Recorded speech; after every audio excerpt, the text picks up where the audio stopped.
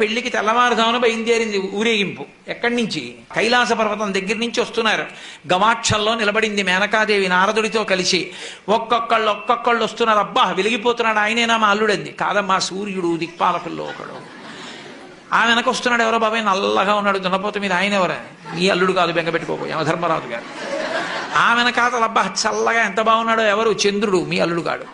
ఈయనెవరోనయ్యో చాలా అందంగా ఉన్నాడు, ఎర్రగా ఉన్నాడు, కాంతులీనుతున్నాడు. బ్రహ్మగారు, మీ అల్లుడి దగ్గర పురోహితుడమ్మా, పెళ్లి చేయడానికి వచ్చే బ్రహ్మగారు ఆయన మీ అల్లుడు కాదు. ఓ అలాగా, ఇతనెవరో నీలమేఘశ్యాముడు, చాలా అందంగా ఉన్నాడు, శాంతాకారం భుజగచైనం పద్మనాభం సురీశం. అమ్మ, ఆయనకి మీ అల్లుడికి భేదం చెప్పకూడదు, కానీ ప్రస్తుత మీ అల్లుడు కాడు. ఆయన వెళ్ళిపోయాడు. ప్రదోష వేళ అయిపోయింది, రాడు. వెడుతూనే ఉంది ఊరేగింపు. వస్తున్నారు మగపెళ్లివారు. అలా ఆఖరికి ఒక ఆయన వచ్చాడు. చుట్టూ భూతప్రేత పిశాచాలున్నాయి, ప్రమదగణాలున్నాయి, మధ్యలో దిగంబరంగా తాండవం చేస్తూ వస్తున్నాడు.